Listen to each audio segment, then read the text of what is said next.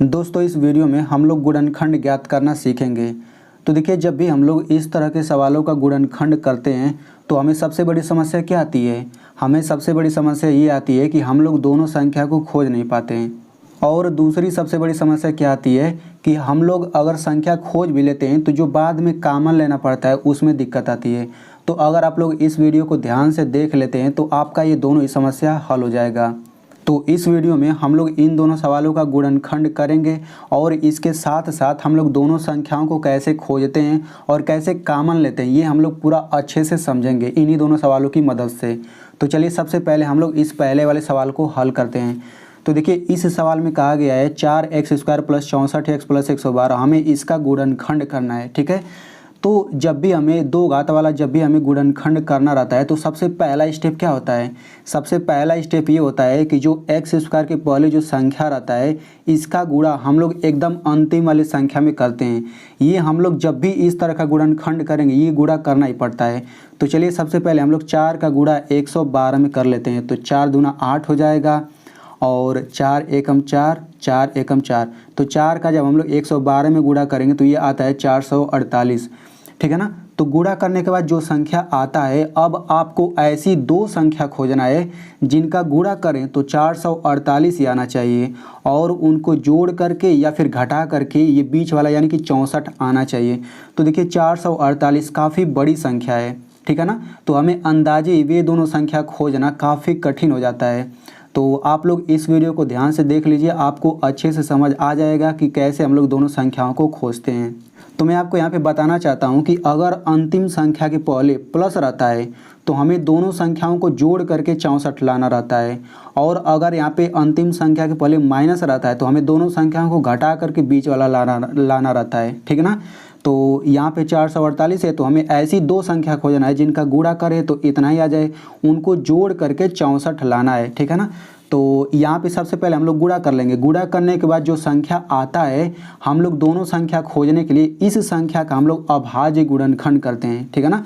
तो आप लोग अभाज्य गुणनखंड करना अच्छे से सीख लीजिएगा। तो यहाँ पे देखिए 448 का हम लोग यहाँ पे अभाज्य गुणनखंड करते हैं। तो हम लोग इस तरीके से करते हैं। तो ये हो जाएगा 2 दूना 4, 2 दूना 4, 2 चौक 8, 2 एकम 2, 2 एकम 2, 2 दूना 4, फिर 2 से कटेगा, 2 पाँचे 10, 2 छके 12, फिर 2 से कटेगा, 2 दूनी 4 और 2 आठे 16, फिर 2 से कटेगा, 2 एकम 2, 2 चौक 8, फिर 2 से कटेगा, 2 साते 14 और 7 एकम 7। तो देखिए हमने यहाँ पे इसका अभाज्य गुणनखंड कर लिया। तो अभाज्य गुणनखंड का मतलब ये होता है कि यहाँ पे जो ये सब संख्या आया है ना, अगर हम इन सभी संख्याओं का गुणा करेंगे तो 448 ही आएगा। तो हम लोग यहाँ पे लिख लेते हैं 2 गुणा 2 गुणा 2, कितनी बार 2 है? 1 2 3 4 5 6 बार 2 है। तो यहाँ पे 6 बार हम 2 का गुणा कर लेते हैं। ठीक ना। तो यहाँ पे 6 बार 2 हो गया और एक 7 है। अब यहाँ पे जो संख्या दिया गया है इन सभी का अगर हम लोग गुणा करेंगे तो ये कितना आ जाएगा? ये आ जाएगा 448। तो देखिए इसका अभाज्य गुणनखंड करके हम लोग ऐसे लिख लिए। अब इसके बाद हमें दो संख्या खोजना है। ठीक है ना। तो हम लोग दो संख्या, ये जो पूरा दिया गया है ना, इसी से हम लोग दो संख्या निकालते हैं। तो सबसे पहले हम लोग ये पहला अंक ले लेंगे और ये बाकी अंकों का हम लोग गुणा कर लेंगे। ठीक है। तो यहाँ से हमें दो संख्या मिल जाएगा। यहाँ पे हमें पहला संख्या 2 मिल गया, तो यहाँ से हमें दूसरी संख्या मिलेगा। तो पहली संख्या हमें यहाँ से मिल जाएगा और दूसरी संख्या यहाँ से मिलेगा। 2 दूना 4, दूना 8, दूना 16, दूना 32 और 32 सते होता है 224। ठीक है ना। तो यहाँ पे देखिए ये जो दोनों संख्या है ना, इन दोनों संख्याओं का अगर आप गुणा करेंगे तो 448 ही आएगा। आप लोग करके देख सकते हैं। अब इनको जोड़ करके देख लेते हैं क्या 64 आता है। तो इनको जोड़ेंगे तो ये 226 आ जाएगा। ठीक ना। यानी कि जिन दोनों संख्याओं की हम खोज कर रहे हैं वे दोनों संख्या ये दोनों नहीं है। ठीक ना। तो इसके बाद हम क्या करेंगे, अब शुरू में हमने एक संख्या लिया था, अब हम लोग शुरू से दो संख्या लेंगे और बाकी सब इन सब संख्याओं का गुणा करेंगे। तो सबसे पहले इन दोनों संख्याओं का गुणा करेंगे तो 2 दूना 4 हो गया, फिर गुणा। अब इन सब का गुणा कर लेते हैं। तो 2 दूना 4, दूना 8, दूना 16, 16 साते 112। अब यहाँ पे देखिए 4 और 112 इन दोनों का अगर आप लोग गुणा करेंगे तो ये 448 ही आता है। ठीक ना। आप लोग गुणा करके देख सकते हैं। अब इनको जोड़ करके देख लेते हैं कि क्या 64 आता है। तो इन दोनों को जोड़ेंगे तो 64 नहीं आएगा, यानी कि ये भी दोनों संख्या वो नहीं है जिसकी हम तलाश कर रहे हैं। अब इसके बाद हम क्या करेंगे, शुरू से 3 संख्या लेंगे और उसके बाद हम बाकी का संख्या लेंगे। तो जब हम शुरू से 3 संख्या लेंगे तो गुणा करते हैं। तो 2 दूना 4, दूना 8, पहला संख्या यहाँ से मिल जाएगा गुणा, दूसरा संख्या यहाँ से मिल जाएगा। 2 दूना 4, दूना 8 सते 56। अब देखिए 8 और 56 का गुणा करेंगे तो 448 आ जाएगा। अब इनको अगर आप जोड़ेंगे ना तो 64 आ जाएगा। इनको आप जोड़ करके देख सकते हैं, ठीक ना। देखिए 8 6 14 हो जाएगा और 5 1 6, देखिए 64 आ जा रहा है। यानी कि जिन दोनों संख्या की हम लोग खोज कर रहे थे वे दोनों संख्या क्या है, 8 और 56 है। अगर आप इन दोनों का गुणा करेंगे तो 448 आएगा, इनको जोड़ेंगे तो 64 आएगा। तो यहाँ पे हम लोग जोड़ करके ना 64 यहाँ पे हम दिखा देते हैं। यहाँ पे हम लोग लिख लेते हैं, जब यहाँ पे 8 में आप 56 जोड़ेंगे तो ये आ जाता है 64, ठीक है ना। तो यहाँ पे देखिए इसमें x है तो हम लोग क्या करेंगे, इन सभी के बाद हम लोग x लगा देंगे। तो यहाँ से क्या हो जाएगा, 8x प्लस 56x बराबर ये हो जाएगा 64x। हम लोग बस इसके बाद x लगा देंगे। तो यहाँ पे आप लोग देख सकते हैं कि यहाँ पर भी 64x है और यहाँ पर भी 64x है, लेकिन यहाँ पर का 64x इस पूरे के बराबर है। तो हम लोग क्या करेंगे, इस 64x को हटा देंगे और इसके जगह पे ये पूरा रखेंगे, क्योंकि ये पूरा इस पूरे के बराबर है तो हम रख सकते हैं। तो पहला ये हो जाएगा 4x² प्लस इसके जगह पे ये पूरा लिखेंगे 8x प्लस 56x, फिर प्लस ये हो जाएगा 112। यानी कि पहला पद वैसे ही रहेगा, लास्ट वाला पद वैसे ही रहेगा, केवल बीच के जगह पे हम ये दोनों लिख देंगे। अब देखिए यहाँ तक करने के बाद अब हमें क्या करना रहता है, हमें इस पहले पद और इस दूसरे पद में कॉमन लेना रहता है। तो अगर देखिए कॉमन लेने में दिक्कत होता है ना, तो हम लोग इसके बाद हम लोग क्या करेंगे, इसका विस्तार रूप करेंगे। तो देखिए जो मैं विधि बताने जा रहा हूँ वो थोड़ा लंबा होगा, लेकिन आपको जो है ना एकदम कन्फर्म है कि आप लोग आंसर ला लेंगे उस तरीके से। तो अब हम लोग यहाँ से डायरेक्टली कॉमन नहीं लेंगे, क्योंकि डायरेक्टली बहुत लोगों को कॉमन लेना नहीं आता। तो हम लोग यहाँ पे 1 पद 2 पद 3 पद 4 पद हो गया, तो हम लोग चारों पदों का विस्तार रूप लिखेंगे, ठीक है ना। तो अब ये विस्तार रूप क्या होता है, चलिए हम लोग समझ लेते हैं। तो यहाँ पे ये पहला पद है, तो देखिए इसमें संख्या है, तो ये जो संख्या है ना इसका हम लोग अभाज्य गुणनखंड करेंगे। यानी कि इसमें जितनी भी संख्या है सभी का हम लोग अलग अलग अभाज्य गुणनखंड करेंगे। तो सबसे पहले 4 का हम लोग अभाज्य गुणनखंड करते हैं। तो यहाँ पे 4 लिख लेते हैं, तो ये हो जाएगा 2 दूना 4 2 एकम 2। यानी कि 4 को हम लोग 2 गुणा 2 लिख सकते हैं। तो यहाँ पे 4 की जगह पे लिख देते हैं 2 गुणा 2। अब यहाँ पे देखिए x पर 2 घात है, तो हम लोग क्या करेंगे, x का हम लोग 2 बार गुणा करेंगे, ठीक ना। x पर अगर 3 घात रहता तो हम लोग यहाँ पे x का 3 बार गुणा करते हैं। तो देखिए ये पहला पद था, तो पहले पद का विस्तार रूप ये हो गया। अब प्लस है तो हम प्लस लगाएंगे। अब यहाँ पे 8x दूसरा पद है, तो इसका भी हम लोग क्या करेंगे, विस्तार रूप लिखेंगे। तो यहाँ पे संख्या 8 है ना, तो हम लोग 8 का अभाज्य गुणनखंड कर लेते हैं। तो यहाँ पे 8 लिख लेते हैं, तो ये हो जाएगा 2 चौक 8 2 दूना 4 2 एकम 2। तो यहाँ पे देखिए 8 की जगह हम क्या लिखेंगे, 2 गुणा 2 गुणे 2। तो इस 8 की जगह पे लिखेंगे 2 गुणा 2 गुणा 2। यहाँ पे x है तो हम क्या करेंगे, गुणा x कर देंगे, फिर प्लस है तो प्लस लिखिए। अब ऐसे यहाँ पे देखिए 56 गुणा x है, मतलब 56x है, तो हम 56 का अभाज्य गुणनखंड कर लेते हैं। तो यहाँ पे हम लिख लेते हैं 56, ठीक है ना। तो ये हो जाएगा 2 दूना 4 2 8 16, फिर 2 से काटेंगे 2 एकम 2 2 चौक 8, फिर 2 7 14, फिर 7 एकम 7। यानी कि आप देख सकते हैं कि 56 की जगह पे हम इन सब का गुणा करके लिख सकते हैं। तो यहाँ पे ये हो जाएगा 2 गुणा 2 गुणा 2 गुणा 7 गुणा, यहाँ पे x है तो हम x भी लिखेंगे, फिर प्लस। अब 112 का ऐसे हम लोग अभाज्य गुणनखंड कर लेते हैं। तो यहाँ पे 112 लिख लेते हैं। तो ये हो जाएगा 2 5 10 2 छक्का 12 और 2 दूना 4 2 8 16 2 एकम 2 2 चौक 8 2 7 14, फिर 7 एकम 7। अब यहाँ पे 112 की जगह पे क्या लिखेंगे, 2 का 1 2 3 4, 4 बार गुणा करेंगे, 2 का 1 2 3 4 और यहाँ पे एक 7 है, ठीक है ना। तो यहाँ पे आप देख सकते हैं कि ये पहला पद का विस्तार रूप ये हो गया, दूसरे पद का विस्तार रूप ये हो गया, तीसरे पद का विस्तार रूप ये हो गया और चौथे पद का विस्तार रूप ये हो गया। तो अब विस्तार रूप लिखने के बाद हम लोग क्या करेंगे, ये जो पहला और दूसरा पद है इन दोनों में से हम कॉमन लेते हैं। तो कॉमन का मतलब होता है जो दोनों में हो। तो अब इसमें और इसमें देखेंगे क्या क्या है। तो देखिए इसमें 2 है, इसमें भी 2 है, जो दोनों में होता है वही कॉमन होता है। यहाँ पे देखिए इसमें भी 2 है और इसमें भी 2 है, तो ये सब कॉमन में आता जा रहा है। देखिए इसमें x है, इसमें भी एक x है।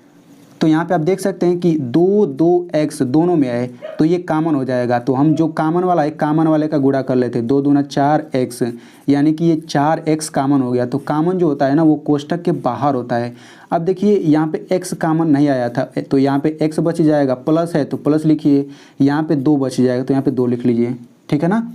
अब क्या करेंगे, यहाँ पे प्लस है यानी कि इन दोनों का अब काम खत्म हो गया। अब यहाँ पे प्लस है तो यहाँ पे प्लस लिखिए। अब वैसे ही हम लोग इस तीसरे और चौथे पद में से कॉमन लेते हैं, तो देखते हैं दोनों में क्या क्या है। तो देखिए यहाँ पे 2 है, इसमें भी 2 है, ये 2 मिला, फिर इसमें भी 2 मिला, यहाँ पर भी 2 है और इसमें भी 2 है, यहाँ पर 7 है, इसमें भी 7 है, ठीक है ना।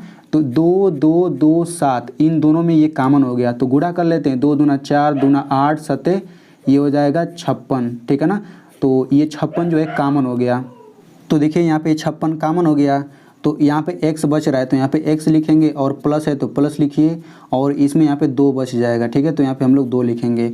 तो देखिए जब भी हम लोग कॉमन लेंगे ना, तो यहाँ पे कोष्टक में जो आता है यही वाला सेम यहाँ पर भी आना चाहिए। अगर ये वाला यहाँ पे नहीं आ रहा है, इसका मतलब आपने गलत कुछ किया है, ठीक है ना। तो इसके बाद हम लोग क्या करेंगे कि यहाँ पे ये जो कोष्टक वाला है, यहाँ पे एक कोष्टक में x+2 लिख लेंगे, और उसके बाद हम क्या करेंगे, यहाँ पे दूसरा कोष्टक लगाएंगे। फिर यहाँ पे ये लिखेंगे 4x, और यहाँ पे देखिए +56 है ना, तो हम यहाँ पे लिखेंगे प्लस और 56। तो इस तरीके से इसका गुणनखंड हो जाएगा। तो ये हो जाएगा आंसर। अब यहाँ पे देखिए आप सबसे पहले आप इसको भी लिख सकते हैं। यहाँ पे 4x लिखिए, +56 है तो हम यहाँ पे लिखेंगे +56, और फिर दूसरे कोष्टक में इसको लिख लीजिए, तो x+2। तो ये और ये दोनों ही सही है, ठीक है ना। तो आई होप आप लोगों को बहुत ही अच्छे से समझ आ गया होगा। तो अगर आपको समझ आ रहा है तो आप लोग इस वीडियो को मेरी मेहनत के लिए एक लाइक कर दीजिए। तो चलिए अब हम लोग इस दूसरे प्रश्न की तरफ बढ़ते हैं। तो दोस्तों ये रहा दूसरा प्रश्न, x² + 25 x - 150, ठीक है ना। तो आप लोग इसको समझ लीजिए, और इसको समझने के बाद मैं आपको इस तरह का एक गुणनखंड दूंगा, उसका जवाब आपको देना रहेगा, ठीक है ना। तो इसमें हम लोग कैसे करेंगे, तो देखिए x² के पहले कोई संख्या नहीं है तो हम लोग 1 मान के चलते हैं। तो सबसे पहले हम लोग ऐसे गुणा करते हैं ना, तो 1 का 150 में गुणा करेंगे क्या आएगा, 150 ही आएगा। तो गुणा करने के बाद 150 आ गया। अब आपको ऐसी 2 संख्या खोजना है जिनका गुणा करें तो 150 ही आना चाहिए, और उनको घटाने पर 25 आना चाहिए, ठीक है ना। तो यहाँ पे देखिए 150 काफ़ी बड़ा संख्या है, तो वो 2 संख्या अंदाजे ही खोजना थोड़ा कठिन हो जाएगा। तो हम लोग क्या करेंगे, इस संख्या का हम लोग अभाज्य गुणनखंड करेंगे। तो यहाँ पे हम लोग 150 का अभाज्य गुणनखंड करते हैं। तो ये 2 से कटेगा, तो 2 7 14 हो जाएगा, 2 5 10। अब ये 3 से कटेगा, 3 दूना 6, 3 5 15। अब ये 5 से कटेगा, तो 5 5 25, 5 एकम 5। यानी कि हम लोग देखिए क्या क्या लिख सकते हैं, 2 गुणा 3 गुणा 5 गुणा 5, ये हम लोग क्या लिख सकते हैं, 150 के बराबर लिख सकते हैं। इन सब का गुणा करेंगे तो 150 आ जाएगा। 2 3 6, 6 5 30, 30 5 150, ठीक है ना। अब हमें 2 संख्या खोजना है, तो क्या करेंगे, सबसे पहले एक संख्या ले लेंगे, फिर बाकी सब ले लेंगे। तो यहाँ पे 2 हो जाएगा, फिर गुणा 3 5 15, 15 5 75। तो यहाँ पे देखिए अगर आप 2 का 75 में गुणा करेंगे तो ये आपका 150 आ जाएगा। अब हमें घटा करके 25 लाना है, तो हम लोग देख लेते हैं घटा करके 25 आता है, तो 75 में से 2 घटाएंगे तो देखिए 73 आएगा। तो 25 तो आ नहीं रहा, इसका मतलब जिन 2 संख्या को हम खोज रहे हैं वे दोनों संख्या 2 और 75 नहीं है। अब दूसरा ट्राई करेंगे, तो शुरू से 2 संख्या लीजिए और फिर बाद का, तो ये हो जाएगा 2 3 6, फिर गुणा 5 5 25, ठीक है ना। अगर आप इन दोनों का गुणा करेंगे तो 150 आ जाएगा। अब घटा करके देख लेते हैं, 25 आता है, तो 25 में से 6 घटाएंगे कितना आएगा, ये आ जाएगा 19। यानी कि अब हम लोग दूसरा ट्राई करेंगे। तो यहाँ पे हम लोग शुरू से 3 संख्या ले लेंगे, फिर बाकी अंतिम संख्या। तो यहाँ पे 2 3 6, 6 5 30 हो गया, फिर गुणे लास्ट वाली संख्या 5। अब देखिए 30 का 5 में गुणा करेंगे तो 150 आएगा ही आएगा। अब देखिए 30 में से 5 हम लोग घटा दें, 30 में से अगर हम 5 घटा देंगे तो ये 25 भी आ जाएगा। यानी कि जिन दोनों संख्याओं को हम खोज रहे थे वे दोनों संख्या 30 और 5 है। तो हम लोग यहाँ पे घटा करके 25 दिखा देंगे, फिर इसके बाद हम लोग x लगा देंगे। 30 के बाद x लगाइए, 5 के बाद x लगा दीजिए, और यहाँ पे 25 के बाद x लगा दीजिए। अब देखिए यहाँ पर भी 25x है और यहाँ पर भी 25x है, लेकिन यहाँ पर 25x पूरे इसके बराबर है, तो हम यहाँ पे 25x हटा देंगे, पूरा ये रखेंगे। तो ये हो जाएगा x² प्लस 25x की जगह पे हम पूरा ये रखेंगे 30x माइनस 5x और माइनस हो जाएगा 150, ठीक है ना। अब क्या करेंगे, यहाँ पे चारों पदों का विस्तार रूप लिख लेते हैं। तो यहाँ पे इसका विस्तार रूप लिखिए, तो x गुणा x, ये पहले का विस्तार रूप हो गया, प्लस है प्लस लिखिए। अब यहाँ पे 30x है ना, तो यहाँ पे 30 का हम अभाज्य गुणनखंड कर लेते हैं। तो यहाँ पे 30 का अभाज्य गुणनखंड करिए, तो 2 एकम 2, 2 5 10, 3 से कटेगा 3 5 15, और फिर 5 से कटेगा 5 एकम 5। यानी कि हम लोग क्या लिखेंगे, 2 गुणा 3 गुणा 5 गुणा x। अब माइनस है तो माइनस लिखिए। अब यहाँ पे हम 5 का अभाज्य गुणनखंड करते हैं। तो यहाँ पे देखिए जब 5 का आप अभाज्य गुणनखंड करेंगे तो 5 एकम 5, 5 एक बार में कटेगा, तो ये 5 का 5 लिखिए, फिर गुणा x, माइनस है माइनस लिखिए। अब 150 का अभाज्य गुणनखंड करते हैं। तो यहाँ पे देखिए 150 का अभाज्य गुणनखंड हमने किया है, तो पूरा लिख लीजिए, 2 गुणा 3 गुणा 5 गुणा 5। अब यहाँ पे देखिए पहले पद का विस्तार रूप ये हो गया, दूसरे पद का विस्तार रूप ये हो गया, तीसरे पद का ये, चौथे पद का ये। अब हम लोग पहले और दूसरे में कॉमन लेते हैं, तो जो दोनों में होता है वही तो कॉमन लेते हैं। तो देखिए इसमें x है और इसमें भी x है, तो इसका मतलब क्या हो गया, x कॉमन हो गया।